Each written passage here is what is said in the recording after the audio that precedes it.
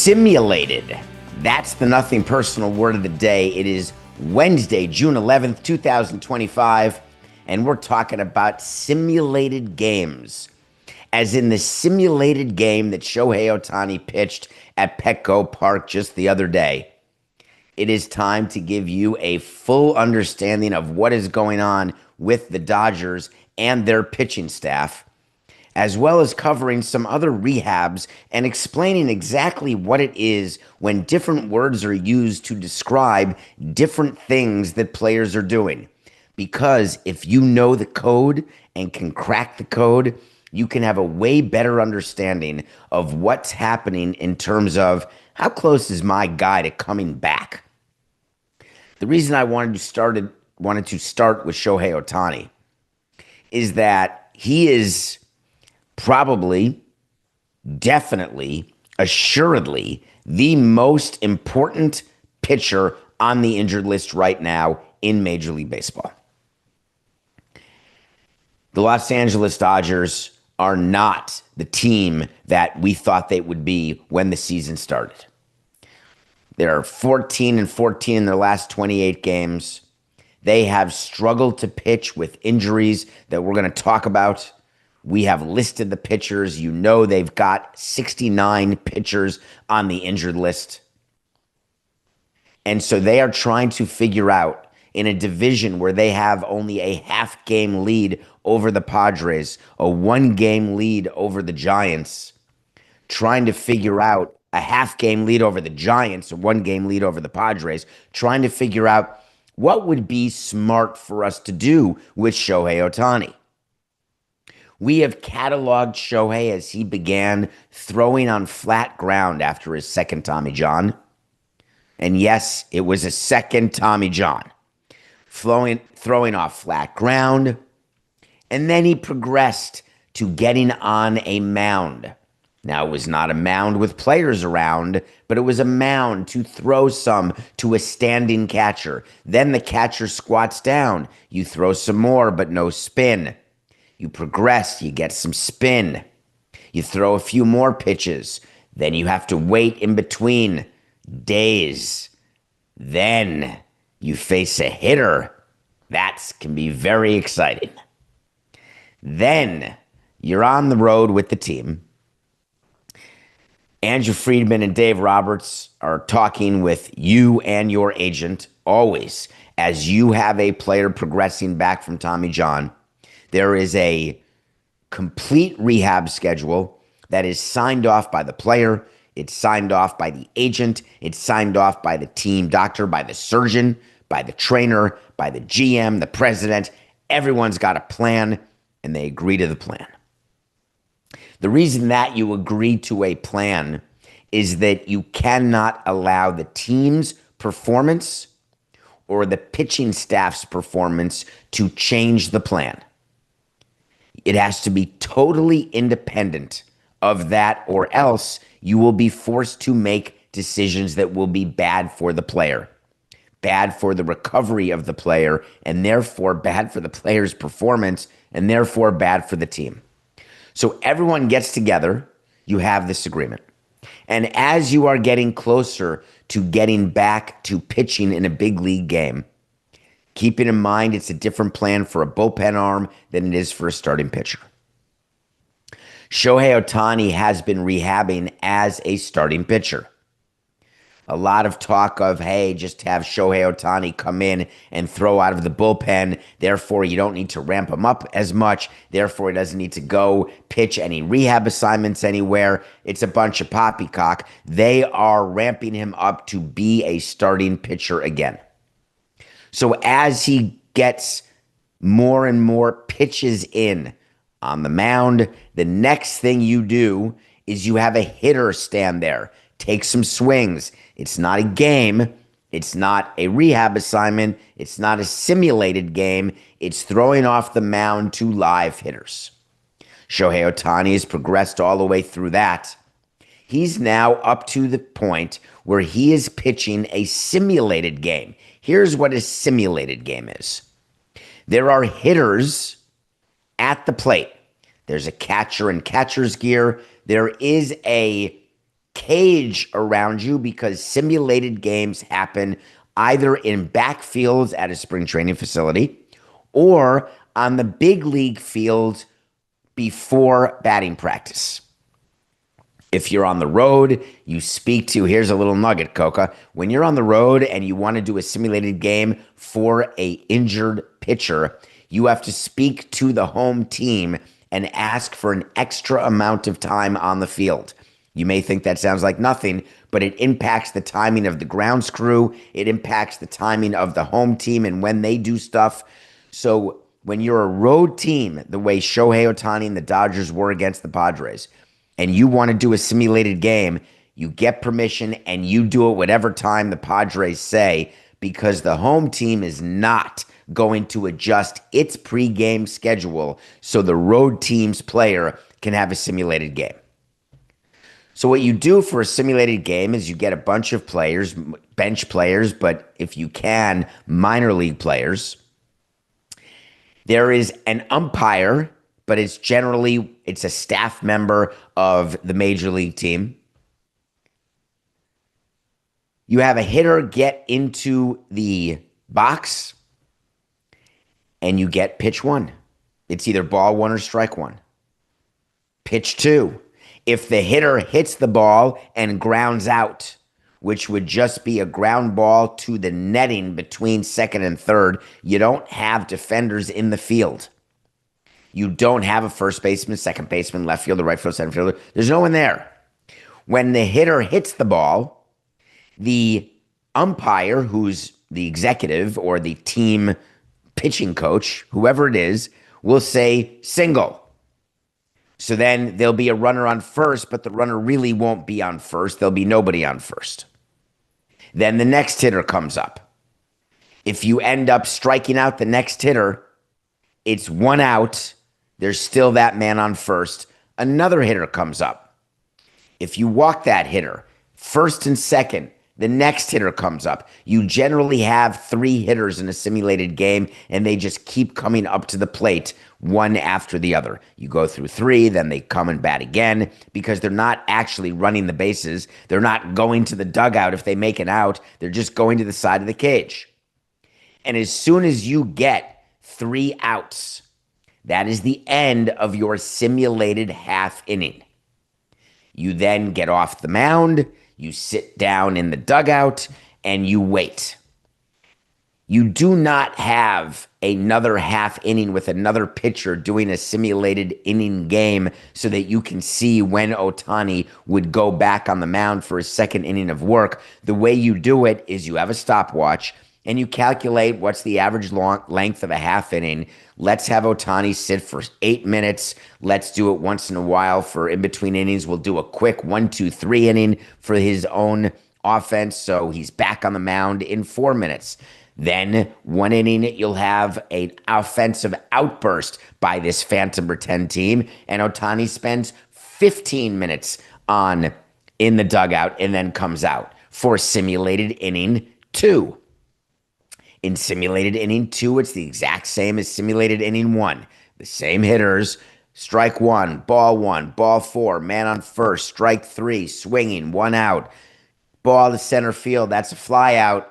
There's no one out there, but that's a fly out, 1 out. Oh, that's a rip in the gap, that's a double. You are able to call the entire game and go through another inning.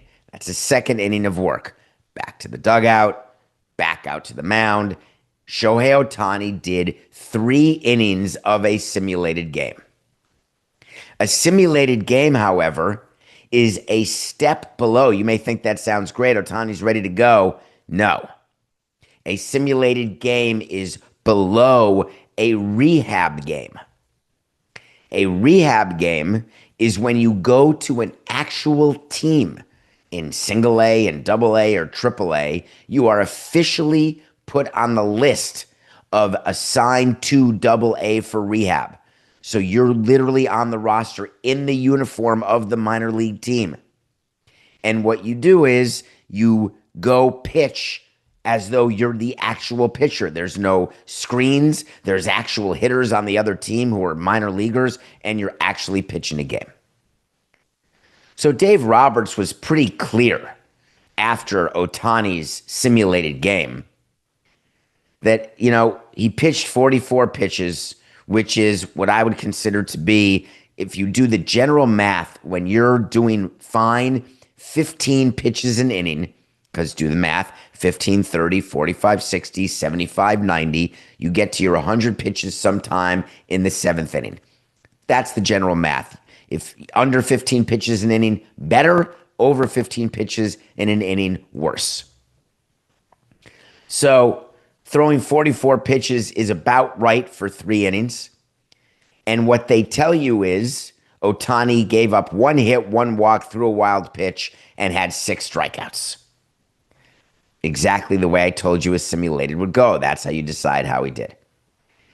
Dave Roberts then meets the media, because when you've got a player like Ohtani, the media is following the rehab, and we decide as a team what we're going to disclose, what we're not.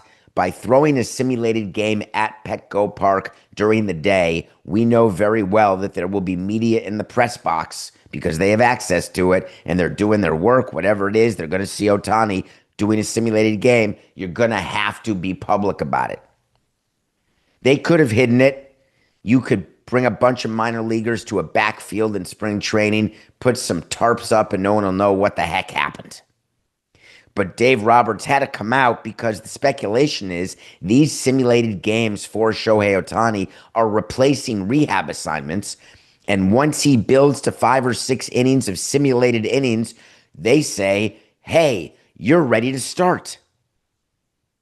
Very, very rare, and I couldn't disagree more.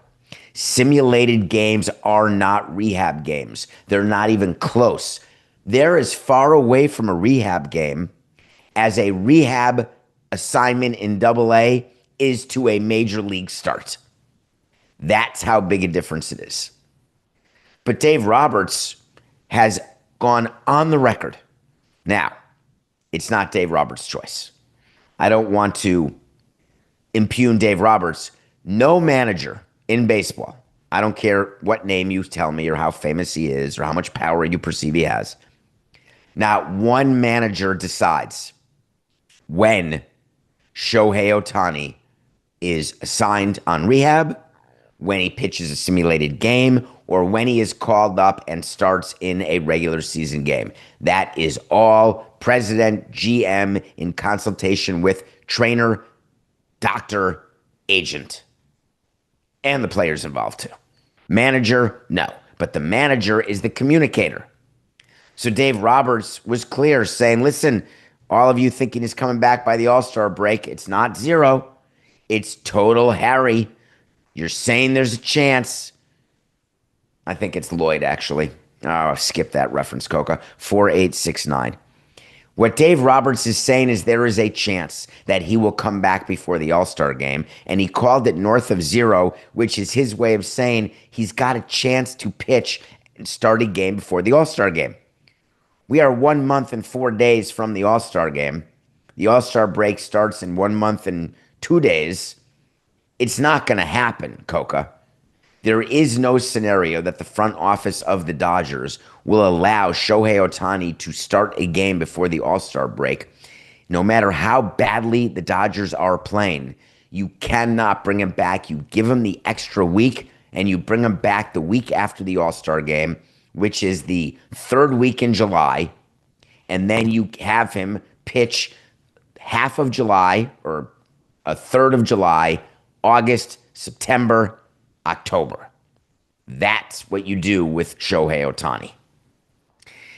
Roberts is giving us clues about this by telling you it doesn't have to be a full buildup. Why not?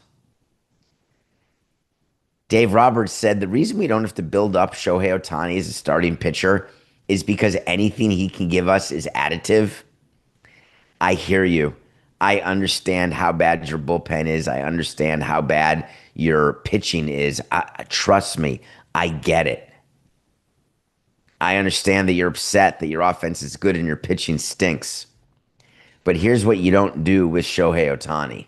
You don't cut corners because of the situation you're in. And what they're saying is he's a unique guy because he's a pitcher and a hitter. and we can afford to have him on the roster because we're allowed a 14th pitcher when no one else is, because Ohtani is designated as a two-way player, which means Ohtani doesn't count to your pitching roster limit of 13, which means we're not sacrificing anybody's spot by having Ohtani just pitch a bit according to what he can. But these simulated games that he's doing do not put him in a position to go straight to the big leagues and pitch. I cannot vehemently disagree more with the fact that they are not having Ohtani pitch in any game situation at the minor league level. You can manipulate your calendar enough. I know they don't want to lose his bat, but you can manipulate your calendar, and on an off day, because there's plenty of them, have him take an off day and be assigned down to the minor leagues, and he can pitch one game if that's all they want to do, which I disagree with after Tommy John. But if they want one game only, that's what you have to do. There are no shortcuts coming back from Tommy John. For the Los Angeles Dodgers to believe that they can get away and get the best performance possible from Ohtani the pitcher by doing these simulated games, I will tell you, it's not going to work. Therefore, wait to see is when I tell you something's going to happen. If it does, great. If it doesn't, fine. Here's today's wait to see. Shohei Ohtani will not pitch at the big league level until after the All-Star break. Coca, put that in the document at davidsamsonpodcast.com. That is a sure thing. Wait to see. The Dodgers are not just paying attention to Ohtani. They're paying attention to all of their other pitchers as well. And they've got myriad injured pitchers. I want to give you an update so you can understand where the pitchers are in the pipeline to perfection, I would call it. I call it the pipeline to perfection because when we got an injured pitcher back to the big leagues, ready to go and ready to win games for us, that's the perfect scenario. Because every time a pitcher's hurt, you assume there's a good chance he may not pitch again all season. I can go one at a time, so I want to, Coca, if you don't mind. And I want to talk about all these pitchers who are making all this money. Let's start, if you don't mind, with Blake Snell, a guy, I don't know if you forgot about him. Well, guess what? He threw off a mound in the last couple days. Do we have any music, Coca? Do you have the celebration music? Do you have a little Cool in the Gang? Celebrate good times. Come on. Blake Snell throwing off the mound should be followed by this sound. Big whoop. Blake Snell is not close to returning. Remember what I told you. Throwing off the mound has to be followed by facing some hitters, then some sims, then some rehab assignments, then he can be ready. NC, baby. Not close. Why do we announce that? We have a day of the week that we would give our manager and say, all right, time for the IU, time for the injury update. That's when you sit around pregame with the media. Sometimes we have the manager do it postgame, but they get the entire injury report. Everything's written on it, from what the player did that day to how much longer the player is expected to be on the injured list and how the player is feeling in every sense of the word, mentally, physically, the whole package. It's a big job what these trainers do, by the way, to give an injury report every day, which they do, updating every injured player you have on your 40-man roster. So Blake Snell throwing off the mound, not all that exciting. But Dave Roberts got to announce that Glasnow is ahead of Snell because he threw his third bullpen. Give me that music again, Coca. The exciting music. Third bullpen. No discussion of what pitches he used. Did he spin? Was it all fastballs? How many pitches did he throw? What's the frequency of the bullpen? Is it every 2 days or is it every 3 days? How did he wake up after his first two bullpens? Can be assumed to be good, or he wouldn't have had a third bullpen.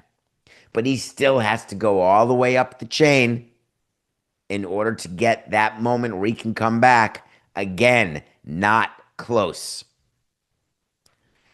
The Dodgers also had to give an update on Roki Sasaki. Remember the rookie phenom who started the season pitching game 2 in Japan for the Dodgers against the Cubs? The guy that everyone wanted that we told you was going to sign with LA anyway, and there were all sorts of ridiculous, oh, he may not like big markets. He may not want all the pressure. He may not want to be teammates with other Japanese players, wants to shine in his own, blah, blah, blah. He's a Dodger. Well, guess what, Sasaki? He's only pitched 34 innings so far this year. He hasn't pitched since May 9th. His career high in innings is 111. I don't know where you all were with your math. There was no chance, toilet pants, that Sasaki was going to start in Japan in March and pitch all the way through to October. You do not increase a pitcher's innings from 111 to 190 in 1 year. The general rule of innings increase over a year, maximum, you're looking at 20% if you don't want to worry about red line. You don't want to worry about injury. What we did with the Marlins was, hey, if we have a chance for the postseason, don't care. We're pitching the guys, stretch them out, and then invariably they're going to get hurt later because they shouldn't be pitching that many innings. But hey, man, we're a rock star and we can win a ring. So what Sasaki's doing, he's playing catch. Uh-oh. You know where playing catch is, don't you? Playing catch means you haven't even gotten to the mound to throw off a mound. And if you haven't thrown off a mound, guess what? You can't throw an actual bullpen session. Uh-oh. If you don't throw a bullpen session, this sounds like the song from Passover, what my father did with Tuzuzim. If you don't throw off flat ground, then you can't get to the mound. If you're not on the mound, you can't get to the bullpen. If you're not in the bullpen, then you can't face live hitters. And if you can't face live hitters, you can't do a sim game. And if you can't do a sim game, you can't do a rehab game. If you can't do a rehab game, guess what? You can't do a big league game. Sasaki, not close. Don't worry, Dodgers. You're still first in average home runs, runs, and OPS. Your offense is awesome. Pitching 11th in ERA. They need help. Help on the way. Not for a while.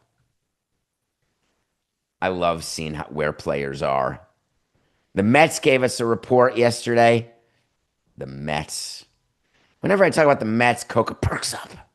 He starts whispering sweet nothings in my ear.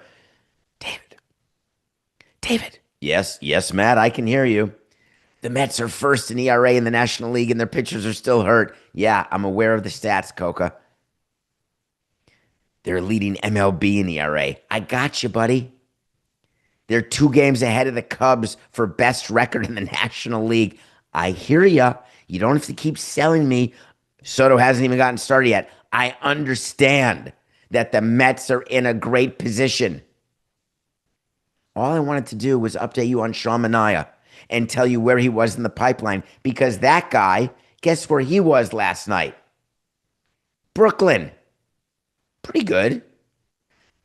When you are sent on rehab assignment, we choose which team to send you to on rehab, and we choose according to where the team is located because we want the team to be located in a place where we can have guys there to watch. So we don't necessarily send you to home game. We don't automatically send you to AAA or AA. Sometimes it can be single A.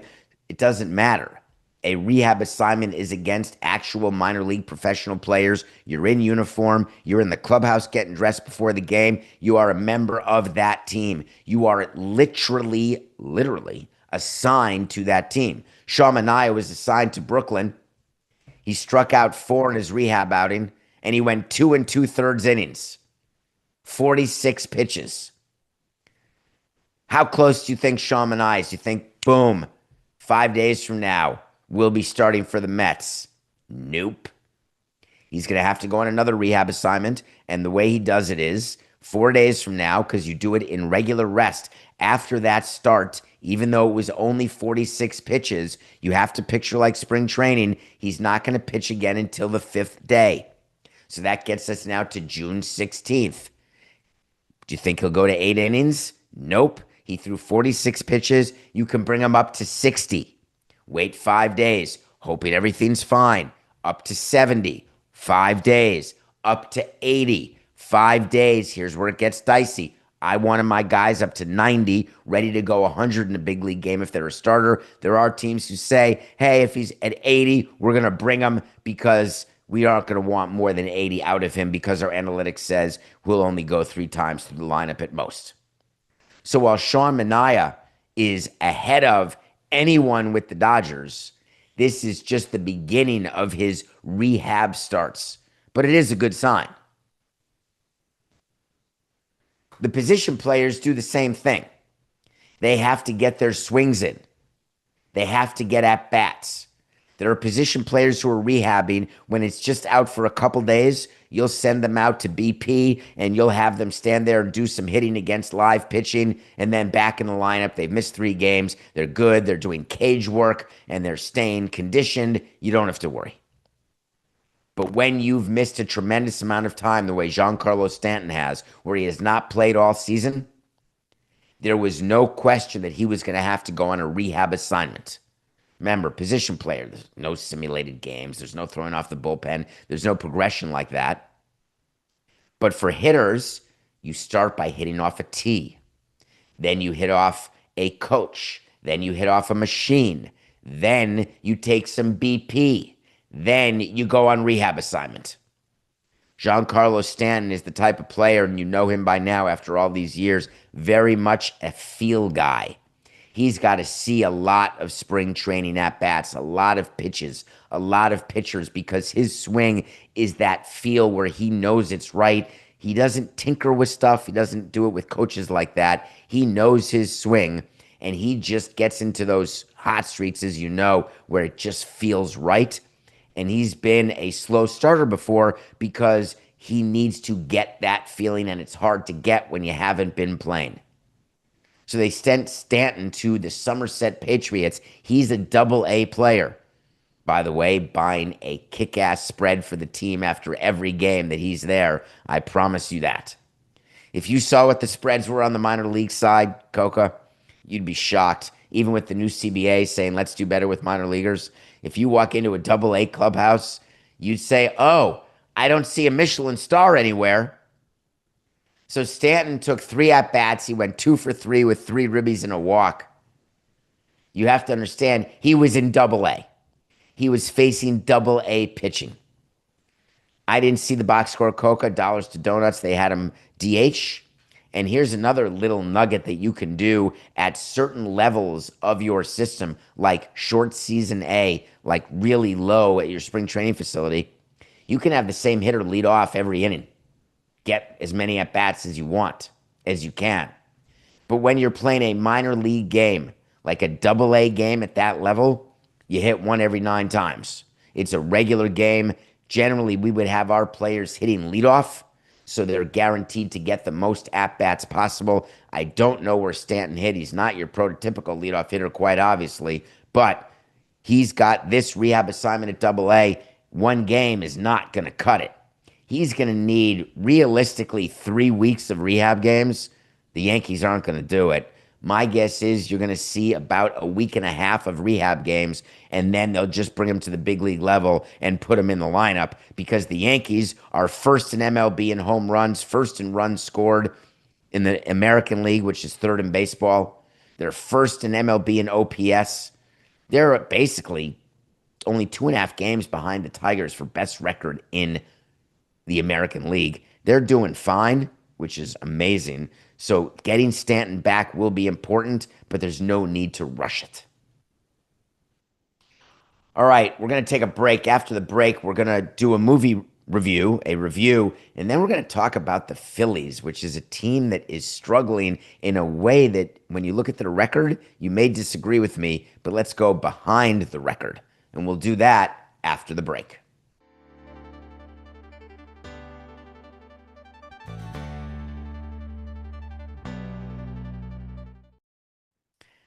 Welcome back to Nothing Personal. It is Wednesday. Thank you. Thanks for being with us every day, though I'm not live on Friday, but we are live today and tomorrow. And please go to Nothing Personal with David Samson YouTube channel. Hit the subscribe button if you're watching this. If you're watching on DraftKings Network, thank you. Please go to Nothing Personal with David Samson YouTube channel and hit subscribe. It's time for the review.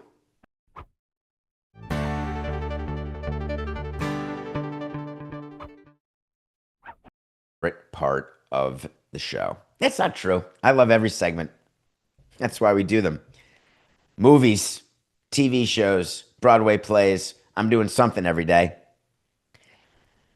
I have a confession to make, Coca, and this one is a tough confession to make. Though I believe in many ways you're with me. Because I don't watch trailers. I don't listen to noise. I don't read on the internet any talk of a movie. I had only heard from people that Sinners was a movie you got to see. No problem.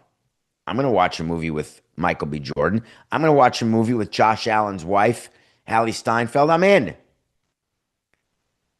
It became streaming available, and I turned it on, and I'm watching. And I'm thinking that I'm feeling a little scared. Is this a horror movie? I kid you not, I texted Coca and Mike Ryan because Sinners is a gosh dang vampire movie. What? It occurred to me that I'm the only guy on earth who didn't know it was a vampire movie. I didn't know that it would have the level of blood, guts, fear, jump scares, and various other things that would normally make me not watch a movie. Michael B. Jordan plays two parts. I knew he played twin brothers, but I didn't think that it would be anything related to vampires. It's so good. The second half of the movie is very much a vampire movie. The first half of the movie sets up the second half. The epilogue of the movie is so powerful and unreal. And don't forget to stick around. I think I'm close to the only one. Watch the credits, please. Hint, there's another little thing at the tail end of the credits. I think you should all assume that every movie has that because then you'll watch the credits to give credit to the people who worked on a film like this. There is a decent chance, Coca, that Sinners will be around come Oscar time. That's how significantly I thought this movie was truly well made. The music, the cinematography, every part of it. I think you could get some nominations here. I would suggest watching it. I wouldn't watch it at night. I wouldn't watch it alone unless you have someone on FaceTime.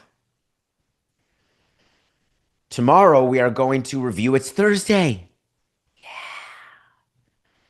Go to davidsamsonpodcast.com. Go to the tracking document where you can see all of our wait to sees, all of our picks of the day, everything. You'll also see my top 100 movie list. I know I haven't updated it. Trust me, I know.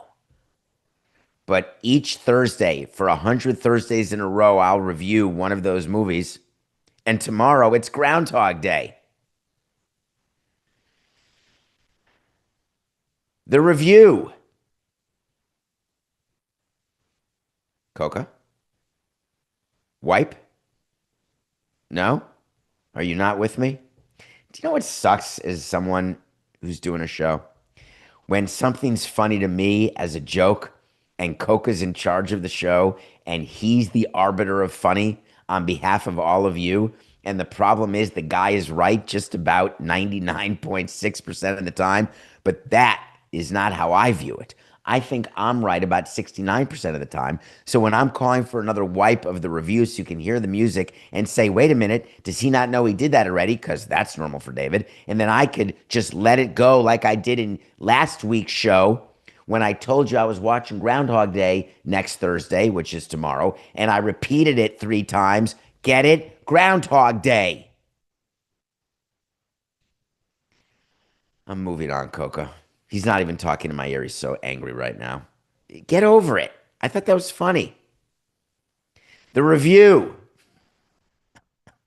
All right, fine. Do you know why? I just figured it out. I'm a moron. The next segment is about the Phillies. And as the Mets fan, Coca is so excited for me to talk about how much the Phillies are struggling. Makes him feel better about his Mets.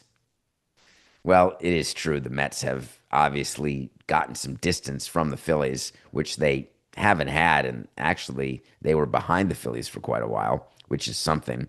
And now, when you look at the Mets, they are 5 games up on the Phillies. That division, Atlanta's finished. I can't believe I just willy-nilly said that, but the Marlins, Atlanta, Nationals, forget it. It's just about the Mets and the Phillies. And the Mets are 5 games up. All because Philly, as a matter of fact, do you want me to do some math for you on how quickly things happen? The Mets are 8-2 in their last 10 games. Philly is 2-8 in their last 10 games. Just for those of you who are not scoring at home on this Wednesday morning, that's a 6-game swing. So if you go back 10 games in the standings, I'll bet you a dollar, Mortimer, that the Mets were behind the Phillies by a game. Then 10 games later, the Mets have a 5-game lead. Not too shabby. Why are the Phillies struggling this much? Well, their bullpen absolutely stinks. And when I say stinks, I don't mean like normal stink. I mean the type of stink that you had a 3-hour workout and then you take wet clothes and you put them in a dry hamper in your closet that's small, close the door, open the door to the hamper and realize, my God, am I sitting here in a clubhouse?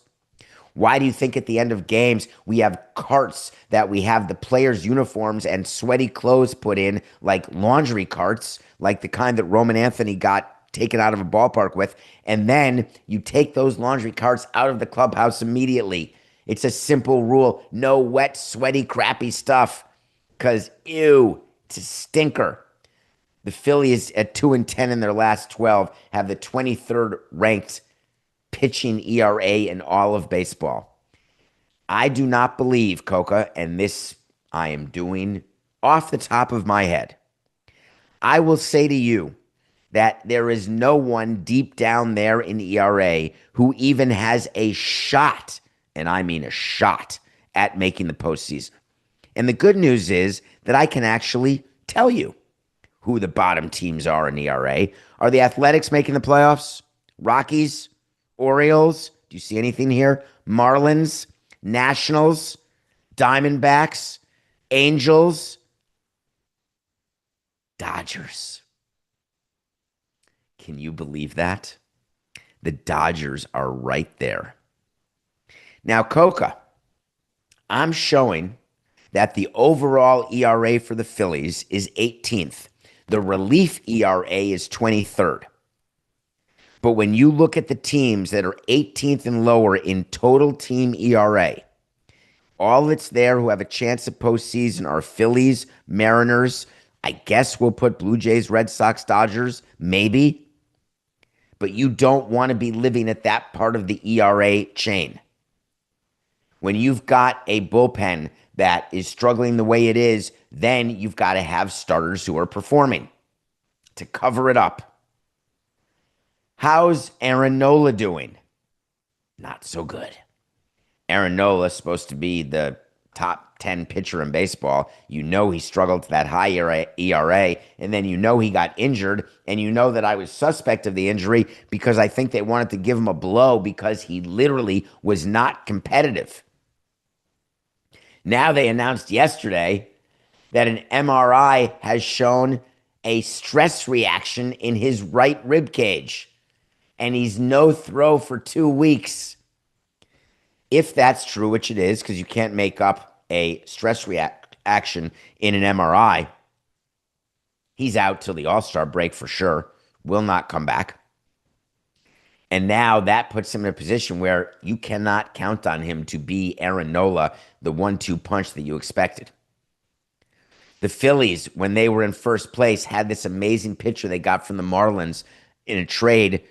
People were calling it the best trade of the offseason, where they brought in Jesus Luzardo, who was pitching like an ace.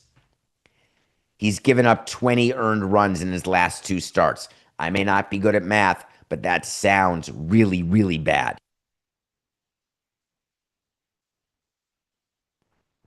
So how's this for a combination?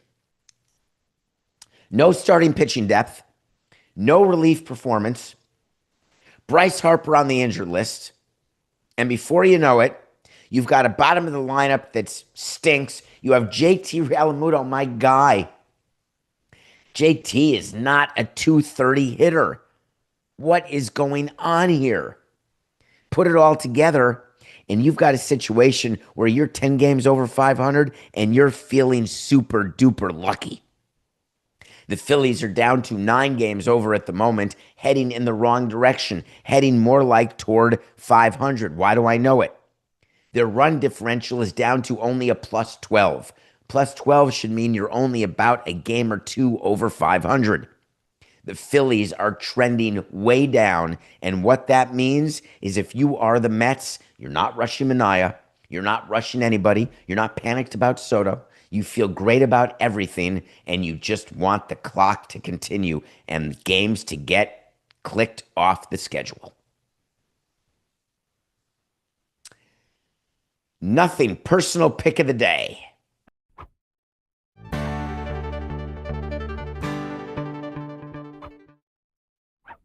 If you're watching this on YouTube, are you loving sort of the animations? It just makes me feel good. You know what doesn't make me feel good? Losing. Rays couldn't score more than a run. The Rays lost to the Red Sox last night. The Rays couldn't even get a base runner after the 5th inning. How do you expect to come back if you can't get a base runner? Just asking. Red Sox got production from Roman Anthony. David, you idiot. Roman Anthony's so good. I know that.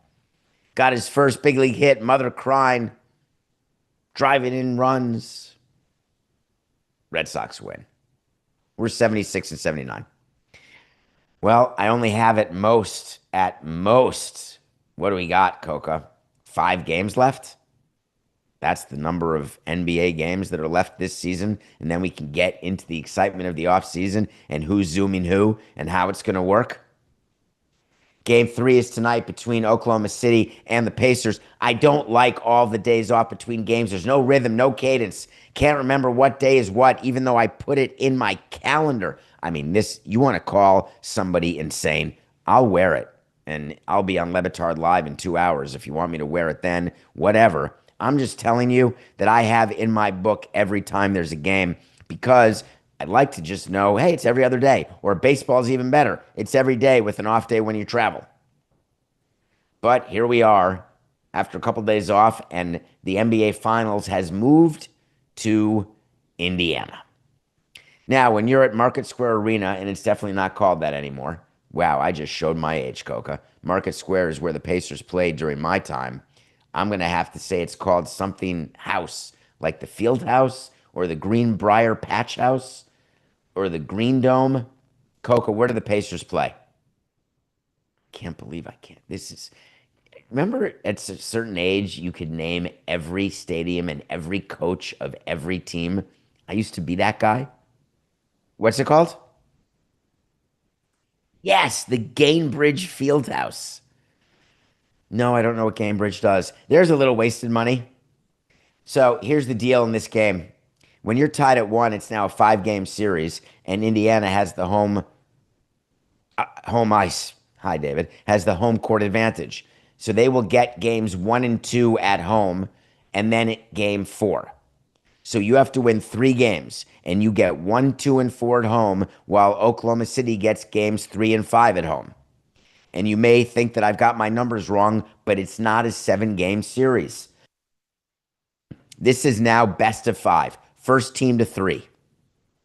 The thing is, Oklahoma City's favored by 5.5 points in Indiana. I will never forget Sam Cassell. Hate you, Sam. Love you. Don't know you. breaking my heart with the top of the key three. Game three, after we stole one in Houston in 1994, coming back to the Garden. I'm watching, have no idea it's going to be O.J. Simpson time soon. And all of a sudden, boom, Sam Cassell hits it. I'll never forget it, Coca. You can check my facts. Sam Cassell hits a three. We lose game three at home. And all the work we did to get home court advantage away from the Rockets, gone in a flash. When Oklahoma City wins tonight, it'll be as though Indianapolis did not win in Oklahoma City.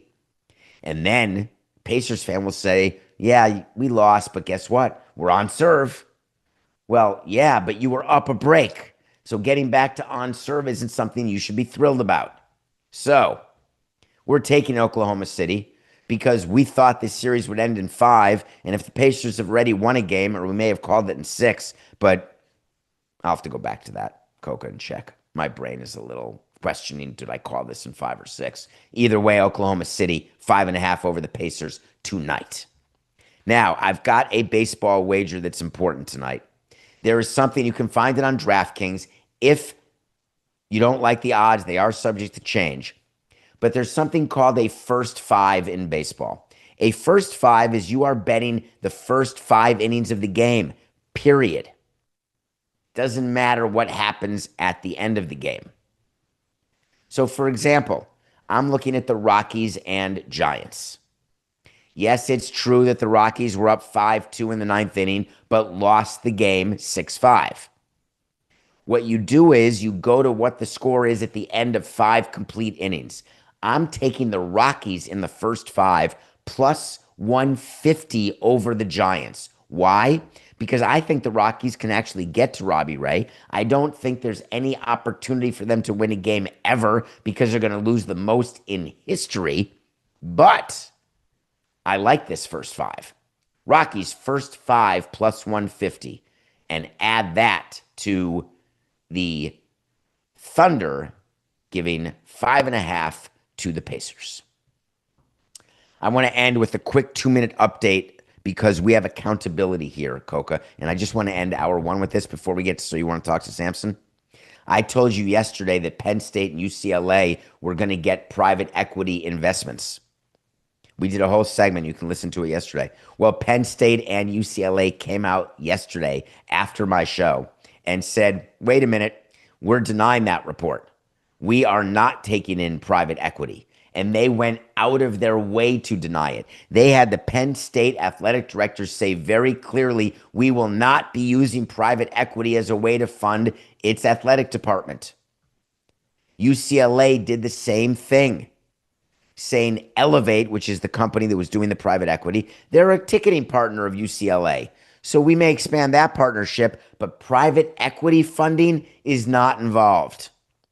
So let me quickly explain. You may be right that they are not officially going to take in private equity, but I'm going to give you a little wink, wink, because while private equity requires all of those rates of return and all the things we discussed, the reality is that these programs need an infusion of capital. And for them to dismiss the report as saying we're just not taking private equity money at all is disingenuous. They need that money. They may try to have it couched differently so it looks like it's not private equity.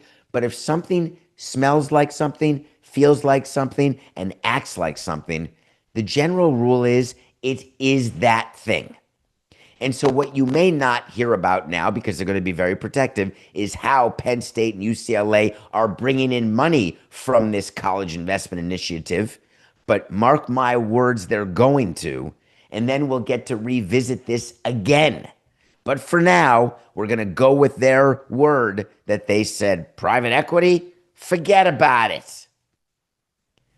All right, we're going to take a break. When we come back, it's hour 2, and guess what? So you want to talk to Samson. Bring it on.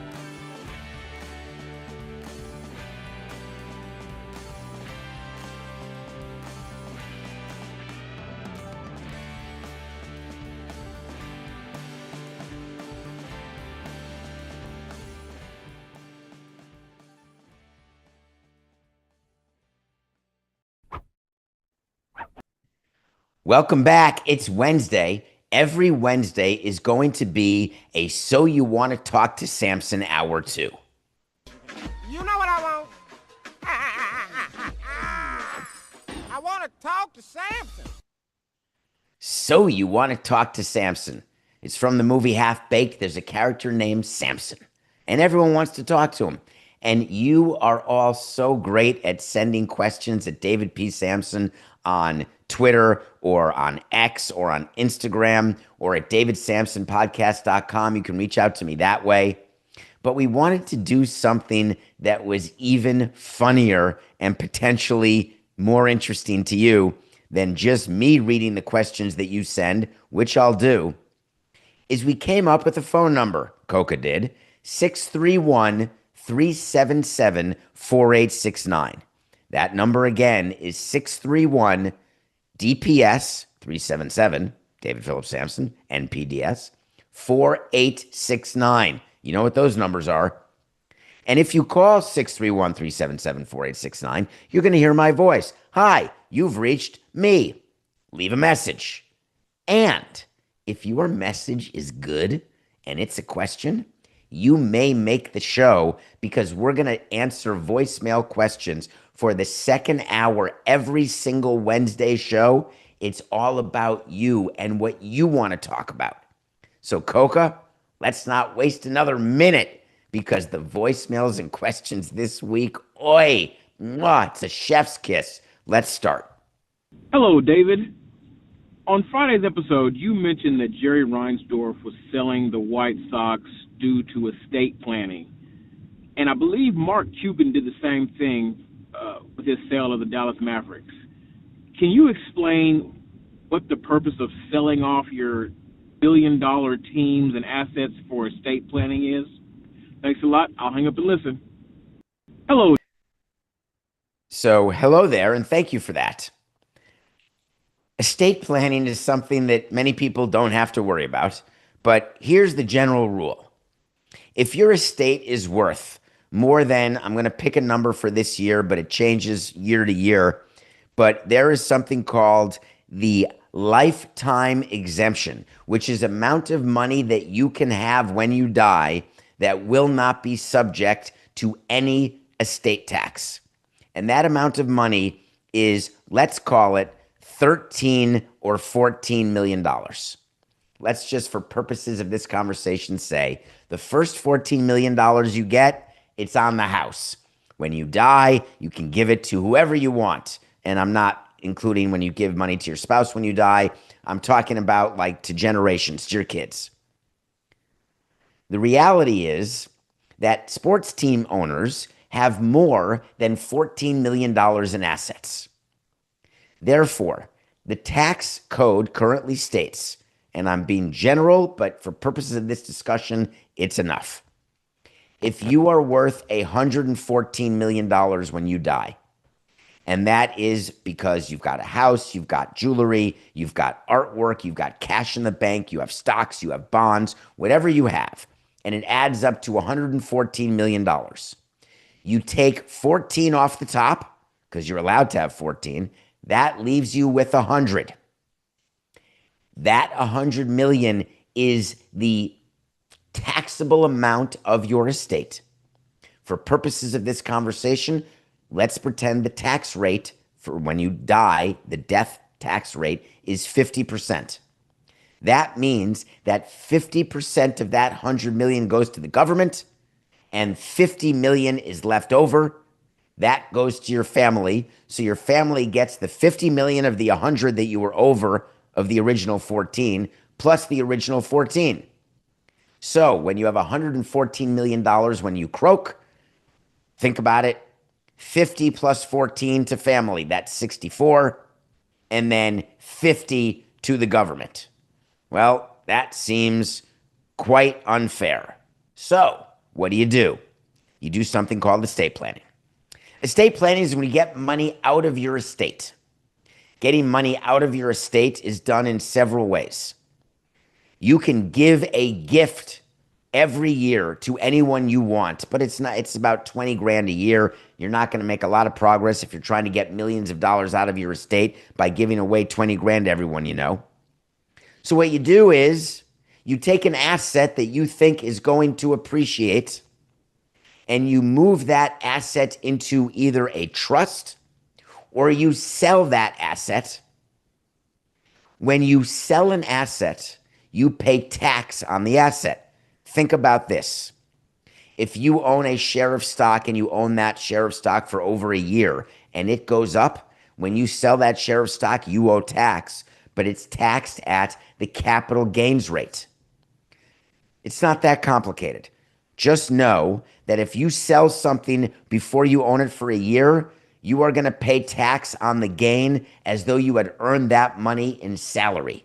And you know how your salary gets taxed at the ordinary income rate. If you sell a share of stock or any sort of asset that you've held more than a year, you'll get capital gains treatment, which means you pay half that in taxes.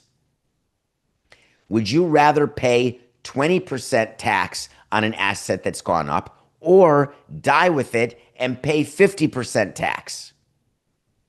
Therefore, it is well known that what owners do when they're alive is they take chunks of the team and they put it in other people's name, because what you're doing is you're deferring taxes to another generation. So if you are Jerry Reinsdorf, and I'm just making up his name, doesn't have to be him, it can be anybody, and you take a portion of your team that the government agrees is worth $500 million, and you move that percentage to your children or into a trust for the benefit of your children and grandchildren or your friends or your producers, whoever you do, that is out of your estate, and the appreciation that happens with that asset. If you move a team at 500 into a trust or give it away to somebody, and then that team becomes worth $2 billion, that's a huge gain that would have been taxable to you, but now you've moved it down a generation, so therefore you've deferred any tax obligation to the next generation. Why am I going into this level of detail for taxes and estate planning? Because as these teams become worth more and more money, you are going to see major tax issues for owners who are going to decide that, hey, I want to deal with this when I'm alive, not when I'm dead, so my family has to deal with it, because it can get very ugly when the government comes after you. Hey, dude, pay your taxes. Well, I'm dead. What do I do? Well, then I'll talk to your executor. I'll talk to your wife. I'll talk to your child. I'll talk to your husband. I'll do whatever I have to do to collect the estate tax, because guess what? We're not going to let the estate close, and we're not going to allow distributions from the estate if we don't get our share. That's the government talking. It doesn't matter whether it's a Republican or Democratic government. For purposes of this conversation, who's in the White House matters not, generally. There was a year, Coca, where 1 year they abolished the estate tax completely. People were trying to croak that year, because if you die that year, no estate tax whatsoever. Huge benefit to your heirs and assigns. And then if you die after that year, you're back in the crap. So Jerry Reinsdorf is doing this deal where he is giving more and more percentage to Justin Ishbia. What we haven't heard about is what percentage as a limited partner Ishbia will be, because that is a sale. And what Jerry Reinsdorf does with the gain on that, he's only in his 80s. By the time he dies, he thinks he'll live to 98. I hope he lives longer. The team will obviously be worth more. And he has basically captured that appreciation down with Ishbia or down with his children. Mark Cuban, same thing. It was very much an estate planning concept. When you get rid of an asset like that, you pay the tax on the gain, and then you reinvest it. You put the money in trusts, et cetera, et cetera. So that would be my answer to that question. I hope I answered that question. I'm still taking questions, by the way, that are in writing because there are some good voicemails, but I want to do this one. And you'll hear why. There's no hello, David. If you're going to leave a voicemail or email or Twitter, just hello, how you doing? What's shaking? Big fan here from Toronto. Yeah. Why would I be choosing Toronto? Big fan here from Toronto. Love the podcast. I'm not even sure why this question is bothering me, but will there ever be reform to the MLB draft setup? It just seems to be so much different from the other major leagues. Is there ever a scenario in which there is one international draft like the NBA or NHL? And if not, what's stopping it? Regards, Andy. Thank you for this question because, God, I've spent years, and I mean years, thinking about the draft, dealing with the reality of the draft. I love that you're from Toronto because Nothing Personal has a great relationship in Toronto with those Canadian people. Spoiler alert, we love Toronto. Let's talk about the draft. The draft stinks. I hated the amateur draft. It's called the Rule 4 amateur draft because it's a draft that is generated by Rule 4 of Major League Rules. And it talks about how players are eligible for the draft. It talks about what amount of work is required to sign a player. So much talk with NFL mini camps going on of rookies, that Bengals rookie Stewart who doesn't have a contract, fighting over guarantee language, not playing in mini camps. Remember, drafted rookies in the NBA and in the NFL are boom, they're on your team. They're helping your team immediately. You're not drafting an 18-year-old waiting to develop him for 3 to 5 years, or some 16-year-old in the Dominican Republic giving him some of your international signing bonus money and thinking that you're going to be alive when this player helps you. It's a nightmare convincing owners to invest like this because they don't even think they're going to make it to see these players be in the big leagues, which is why our view was, screw it. It's so hard to get it right anyway, so we might as well use the money on the big league team. And we did that. I got a Marlins example from something that I wasn't a part of. Do you remember a player named Victor Mesa and Victor Mesa Jr.? You may not remember those guys, but I do. Derek Jeter gave $5.25 million to Victor Mesa, and at the time was lauded by the media and fans in Miami, saying, look, we finally got rid of the cheapskate Samson. We finally are spending money on international players. Way to go. And what Victor Mesa said is, give me $5.25 million, but if you're going to do that, I want you to give $1.25 million to my bro. His bro happened to be Victor Mesa Jr. And what the Marlins said is, God, Victor, we love you. You're so good. We'll give you $5.25 and we'll give your brother $1.25, even though we don't want your brother. Guess what's happened? Victor Mesa never made the big leagues. He stinks.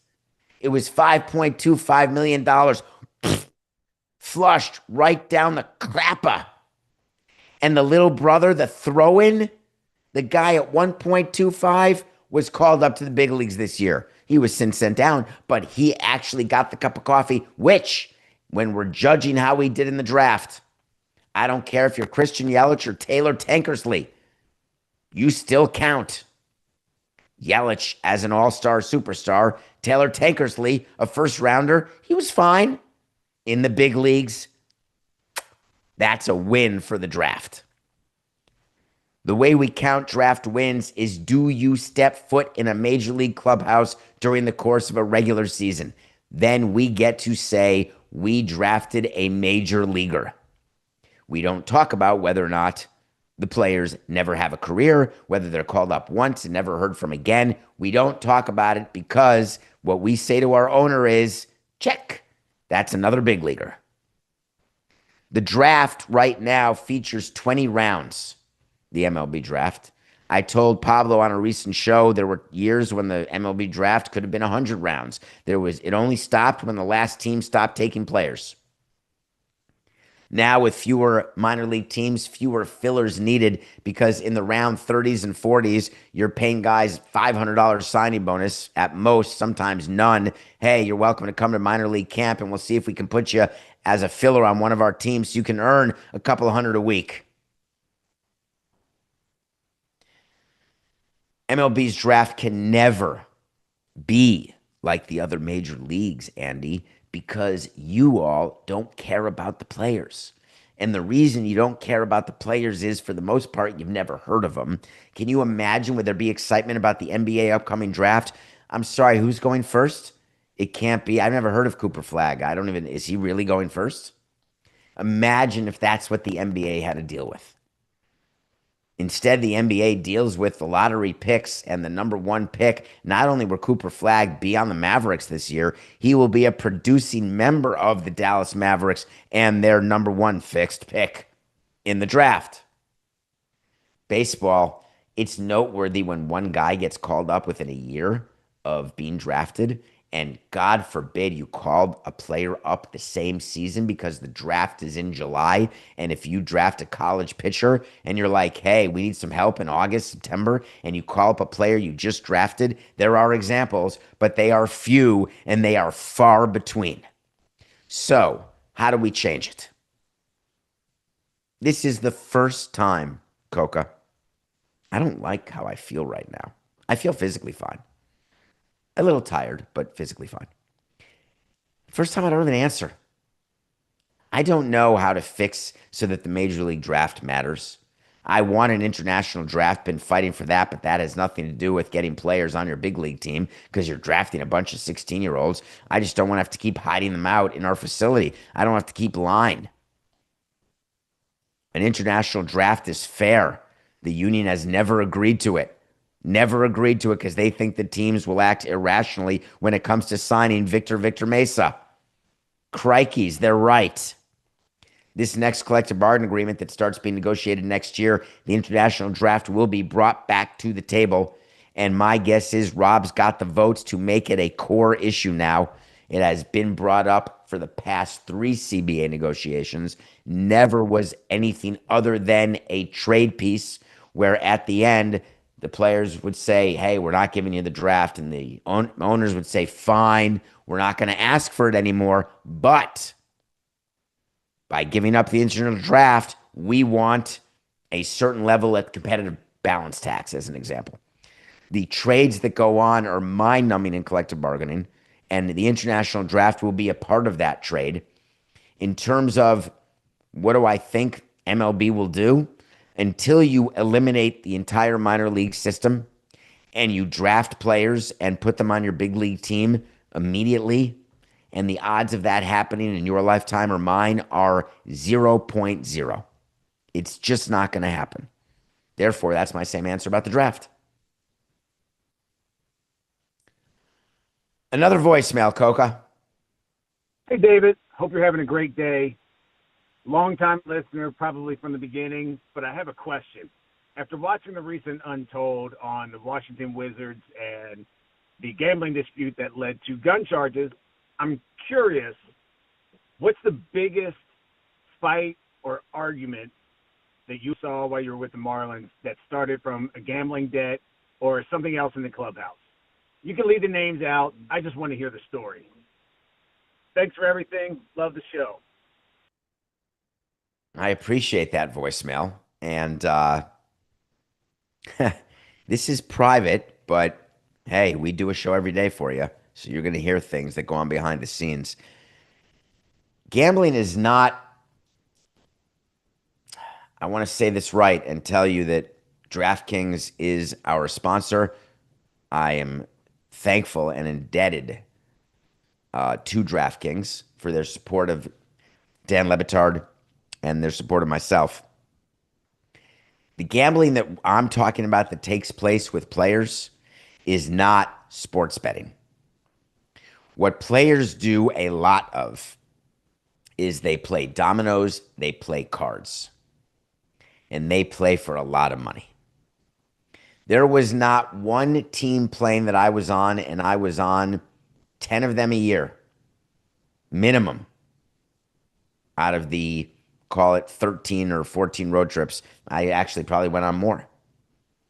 Every single flight, I don't care if it's to Tampa and it's 30 minutes. I don't care if it's to LA and it's 6.5 hours or to Seattle. Every flight from the jump, before the plane even takes off and we're yelling, please put your seatbelt on, two things are happening. One, players are drinking, staff too. Two, they're playing card games. They're playing card games for money, and they're doing it because they're competitive. They're doing it because it calms them down after games or gives them something to do when they don't want to read Moby Dick, the comic book. That's a major league reference that is not meant in any way to talk about the brilliance or lack of brilliance of players. There are players who are absolutely off the chart smart, and there are players who are off the chart stupid. That sounds like any group of people anywhere in any profession. So don't read into that. Don't just clip that. The thing about the gambling they do is that money tends to be a divisive factor in all ways, forms, shapes. You've got players out there and they're in the sky. They're having a drink, low oxygen, because I don't know if you know this, a pressurized cabin is not pressurized at sea level. When you are on a plane, your cabin is pressurized, generally at around 6,000 feet. So you're higher than mile high. Go try running a marathon up and down the aisle of a plane next time. You may get tagged. You may get cuffed. But go try doing stuff on a plane that is cardio related, and you'll realize, wow, this feels a whole lot like Denver. And it is. So, as you know, when you're at altitude, alcohol has an easier time impacting you. As you know, letting off steam is important after a win or a loss as you're coming down and the ice cream is just a thing of 3 hours ago. And so it leads to this atmosphere where it's not always friendly. The story I have for you is that there were players on a team plane, and it's a lot of Texas Hold'em. And I happened to have been playing because from time to time I would join. And what happened is you've got rookies, you've got veterans, and there is a huge pay disparity between players who make real money and players who don't. And I understand that making $700,000 is real money. Believe me, I do. But in that team plane, players at the minimum are the lower class. That's just reality. And what I witnessed was a player who was making a lot of money, was crushing it, just using money as a sword, going in with crap hands and basically wiping out some of the players. And what I saw, which is my favorite story, because it wasn't a fight or an argument, this is when I said, we've got a good team. The veteran said to the rookie, Gnug, you got to stop. Don't dig because you can borrow other people's meal money. You can come to the front of the plane and say, hey, Mr. Traveling Secretary, you got a hundo I could borrow? More like a G? Multiple G's? Nothing wrong with multiple G's. And the veteran said to the rookie, no more. No mas. No more playing today. Because if you keep losing, you're going to get angry. You're going to get upset, and then we're going to have to fight because I'm going to have to tell you, you gambled, you lost, fair and square. Don't tell me that you can't afford something for your wife or for your child. Don't tell me because when you're making the minimum, you may think they're rich, but they're not. And I was so proud of the veteran for doing that. On the negative, of course, there's been screaming matches. There were multiple times during the course of my career where I would go to the back of the plane and I'd say, dudes, stop. Because does it go too far when it comes to money? Not only does it go too far sometimes, the odds are it goes too far often, if not most times. Did I actually see fisticuffs? I saw some grabbing, never anything close fists. Now, I saw some arguments in the clubhouse that were not gambling related. Those arguments could have been that you're just with someone every day for so many hours, so many days. I've seen towel whipping. Have you ever seen two naked players roll their towels and use them as whips against each other? And it's meant to be a joke until by accident the towel gets whipped on the pee-pee and all of a sudden there's a fight? Seen it. Coca's upset. Sorry, DraftKings. I didn't mean to say that word.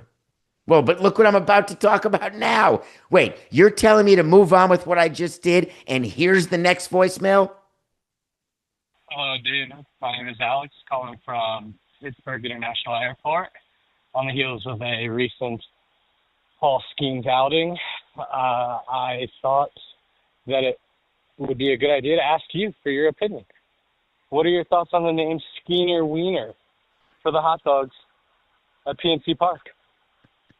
Thanks. I'll hang up and listen. Is that TJ Miller by chance? Or Jay Baruchel? I'm butchering his name. Weren't they at the Pittsburgh airport for She's Out of My League? The thought of someone from the Pittsburgh airport listening to our show and calling the number makes me so happy that I could cry. Love you, Pittsburgh. The fact that you, Coca, knew that I was going to have to say Skener Wiener and you were upset at the previous answer? So, guess what? It is true that hot dogs are called wieners, but it is also true that we don't display them as such. We display them as hot dogs or bratwurst or Dodger dogs. The likelihood of this fan group, which is called One Berg, which I love that there's fan groups in Pittsburgh. I love that you guys love your team and you feel that you're united over your hatred of Bob Nutting. You feel you're united in saying that our team's been bad for so many years. How can I stand it? And you get together and you're trying to take advantage of Paul Skenes, as we all are, from a marketing standpoint. And guess what you do? You do an alliteration and say Skener Wiener. Let me tell you how the conversation goes. When you name something after a player, you have to talk to the player. You can't just do it as a concession. We don't do giveaways for the players without talking to them first. We don't do special concession specials where we're naming something after a player like Donnie's dogs or whatever without talking to the player or the manager.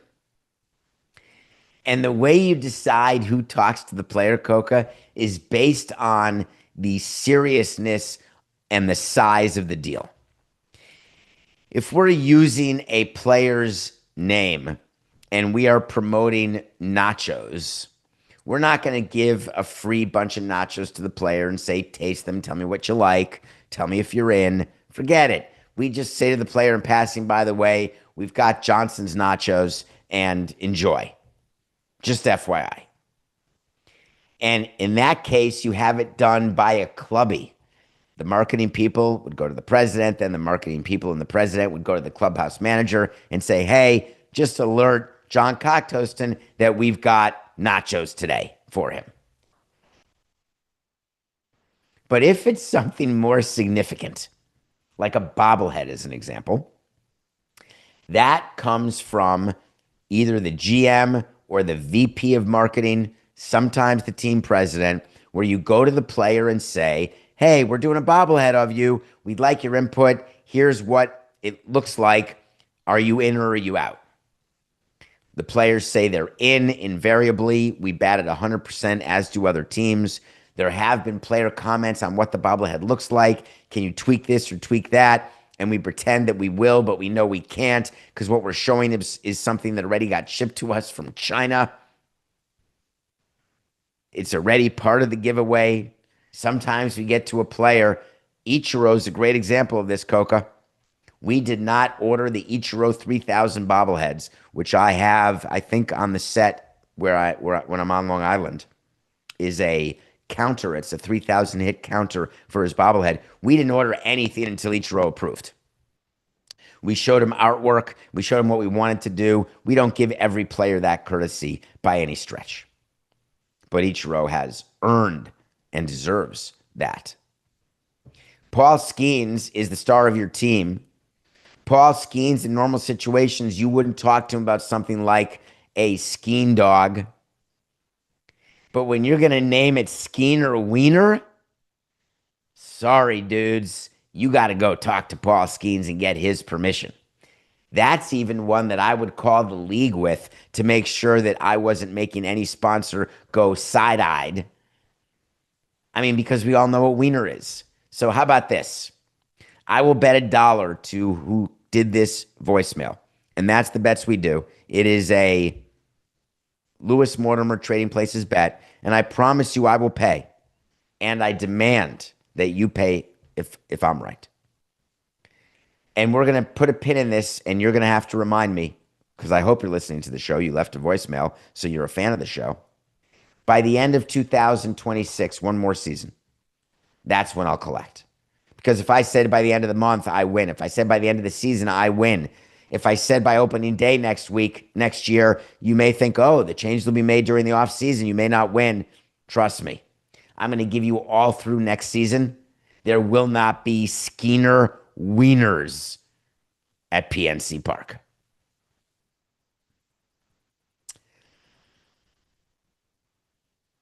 Ooh, this is one that... All right, Coca, this is a question that someone submitted at David P. Samson on X, and you are correct. I'm going to answer this one. What are your thoughts on MLB investing into a content creator company like they did with Jomboy Media? This was just announced yesterday. Thank you so much for asking. I can't believe we did not work it into the first hour, but that's why Coca's the producer from heaven, because he had a question that was ready for hour 2.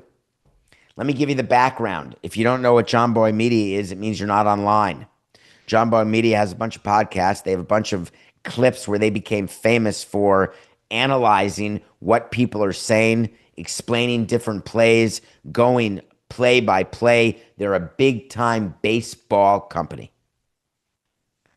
Here's the problem when you are making your living the way Bob Menery used to do, and you don't have the rights to show the things you're showing.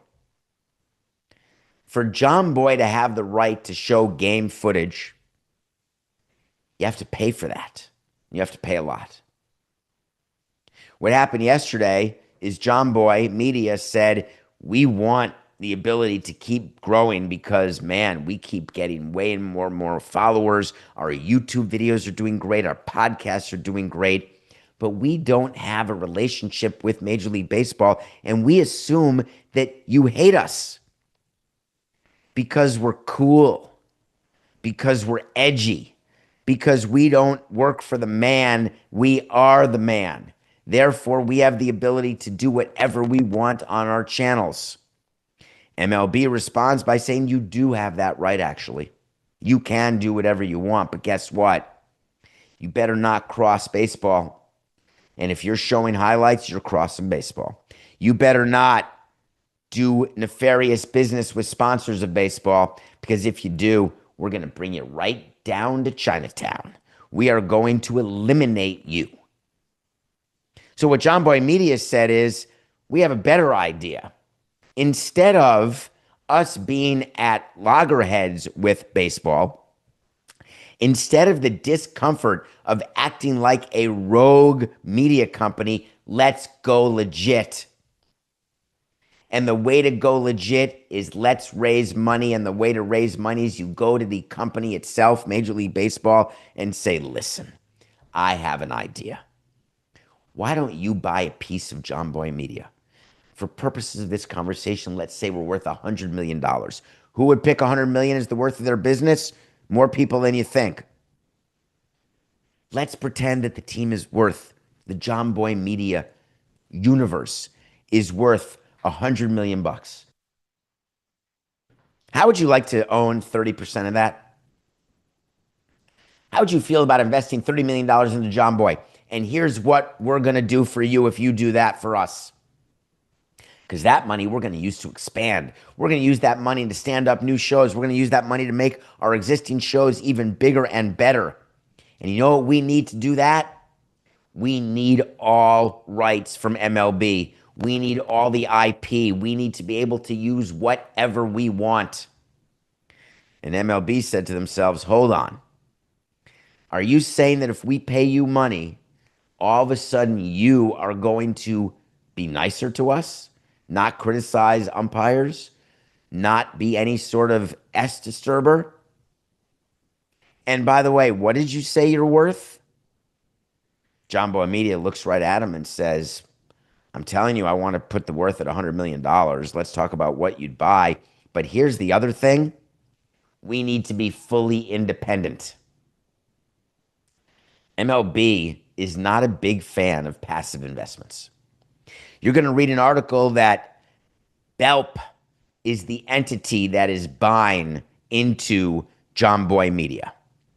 Do you know what BELP stands for? BELP stands for Baseball Expos Limited Partnership. Do you know who created BELP?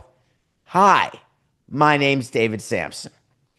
BELP was grown from the original 2002 transaction where the Expos were sold to baseball by the owner of the Expos, who then bought the Marlins from John Henry, who then bought the Red Sox. It is a fascinating three-way, as they all are. But Expos were owned by baseball, and guess what they did? They sold it to the Lerner family, who owns it to this day. And my dear friend, may he rest in peace and memory forever be a blessing, Ted Lerner. He bought the Expos from baseball. So baseball had all this money because Lerner paid all this money, because Washington, D.C. built him a stadium with no private money whatsoever. That money's got to do something. So that money gets invested by baseball. It's baseball's money. It's owned 1/30th by every team because the Expos, don't forget, for those years after I left, were owned 1/30th by each major league team. Even the Expos owned 1/30th of the Expos, and the Expos were part of all of Major League Baseball. The Expos kept getting 1/30th of national revenue. The Expos kept getting 1/30th, and its local revenue, merchandise, national sponsorships. Even though the Expos were owned by baseball, they were run in such a way that they acted like they were owned by someone else. They brought in someone to operate it, a guy named Tony Tavares, because the reason why you have to keep their status as a 1/30th member of baseball is that when you sell the team eventually, which they did, that owner needs to take over that 1/30th share that he would deserve, being the Washington Nationals.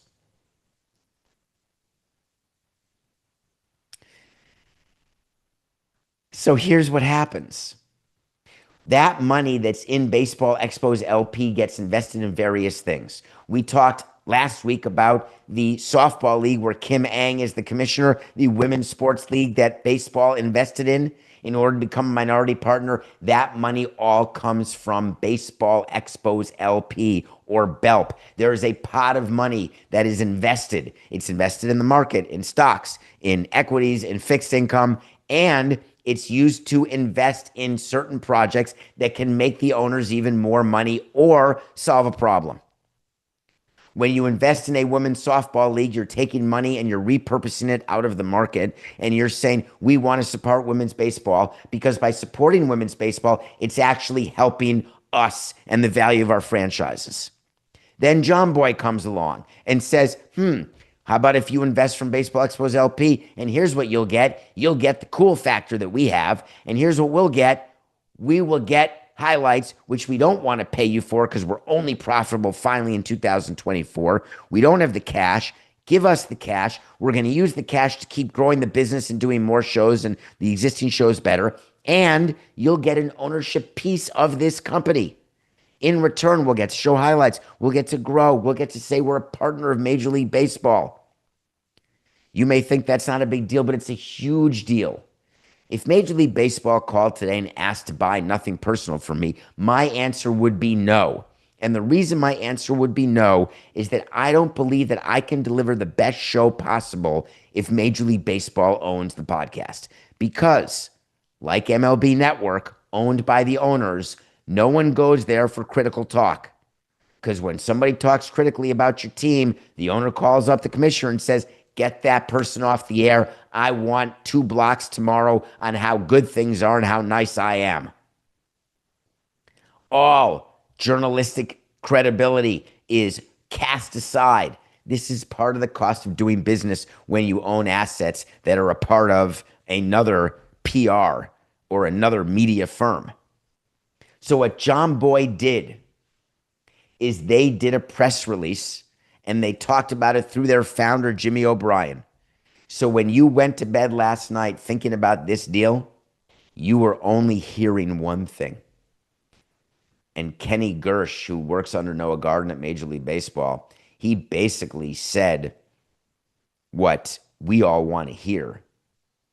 It's that it was a very important part of the deal that we don't have editorial control. That's MLB's executive vice president of media and business development saying that. That doesn't make sense, does it? When you invest in something, you want to control certain things. How is it going to feel to owners if they own a part of a company, Jomboy Media, that is downright crushing the Rockies for being bad?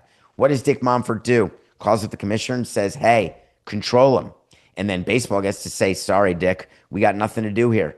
We have no say whatsoever. And what I say to that is, I'm not buying it. I think thee doth protest too much.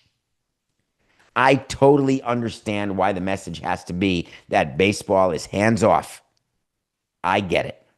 But anything that is MLB adjacent is the concern of MLB.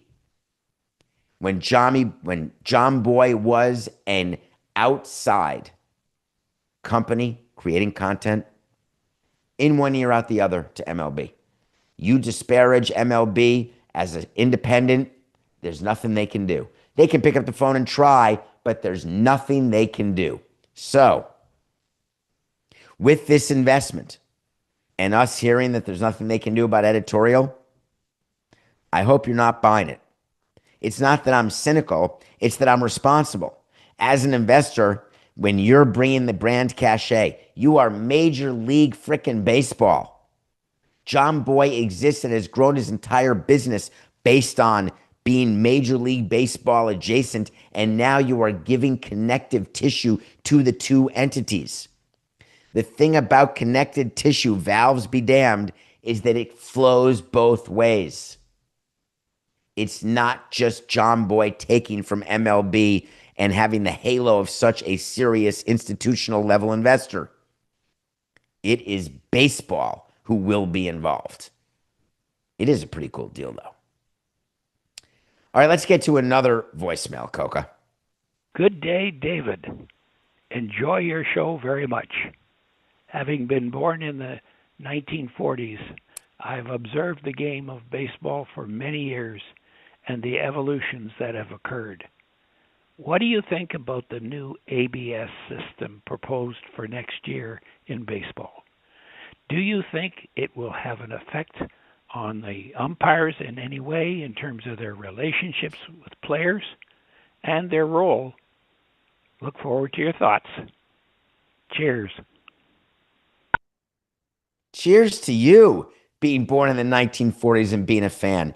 Let's just say for math purposes, he's late 40s, which is 1949, which is 51 and 25. That's a minimum of 76 years old and anywhere from 76 to 85. Doubling our demographic in that space. Thank you so much. And you figured out, Coca, he figured out how to call a voicemail and leave a message. It's outstanding. ABS, automatic ball strike. You're concerned. Umpires, are they happy or unhappy? Part of the collective bargaining agreement with the umpires was the acknowledgement that ABS is coming. What the umpires say they want and what we try to help with them in their PR is when you have an umpire who's overturned on a challenge, we say the same thing. Man, we just want to get it right. No matter what happens, we want the result to be right. And to the extent that ABS can help with results and help change the variables that exist between two different umpires calling the strike zone 2 consecutive days behind the plate, if you have a way to get something done that does not make us look bad, we're in. It is a fascinating thing, my friend, who placed that call. Thank you. 377-4869, area code 631. Write it down, 631-377-4869. Leave voicemails because we're doing this again next Wednesday. I promise you. But when the negotiation's going on with the umpires, here's the give and take.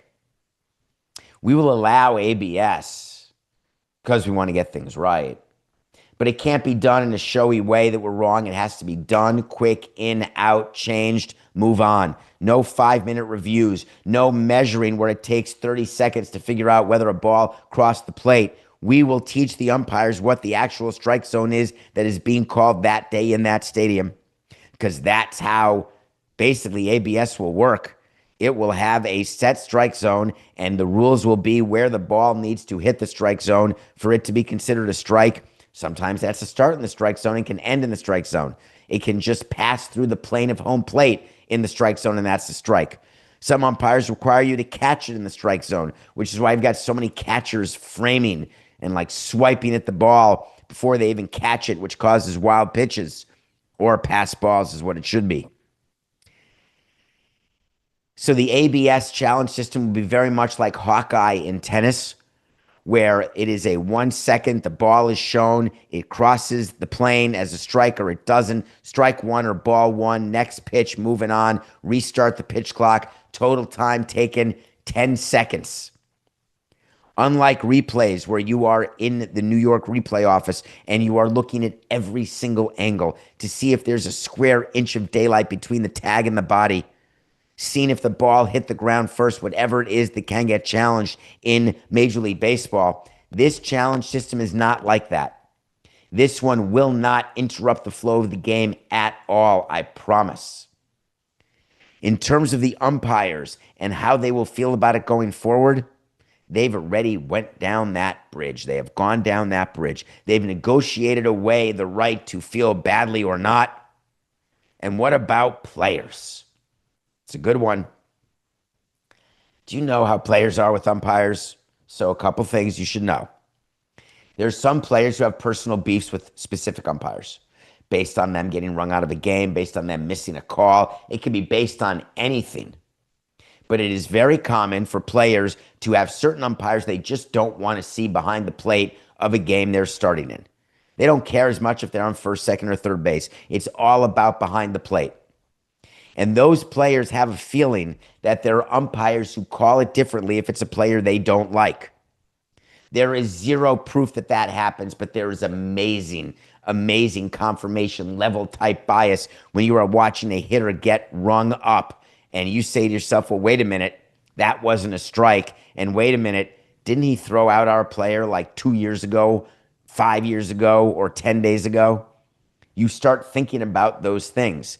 But the fact of the matter is, the relationship between players and umpires is generally decent because being an umpire is super hard and the players know it. And there are exceptions. There are umpires who the players just say, Angel Hernandez, C.B. Buckner. They're just umpires who the players do not respect, do not like because they don't do their job. And they don't do it well. Angel's gone, CB's not. Do you know that with ABS, there will be another hurdle eliminated for the relationship between the players and the umpires because it won't in any way be personal? It can't be. When there's the computer that will tell you if it's a strike one or ball one, that's the critical point. You tip your cap. Wow, missed that. Thought I had a better eye. When both sides of an argument say the same thing after an argument is resolved, you know that you've got allies and not enemies. When both the umpire, I didn't hear you, Coca, when both the umpire and the player can both say after a challenge, oh, missed it. You're good. That's all players want from referees or umpires. That's all umpires could want from players is, by the way, you looked at the tape and they would talk about it the next day of a series. You looked at it and you know you got that one wrong. The whole purpose of it, and ABS in general, you look at each other and say, hey, it's just business. We'll be back tomorrow. This is nothing personal.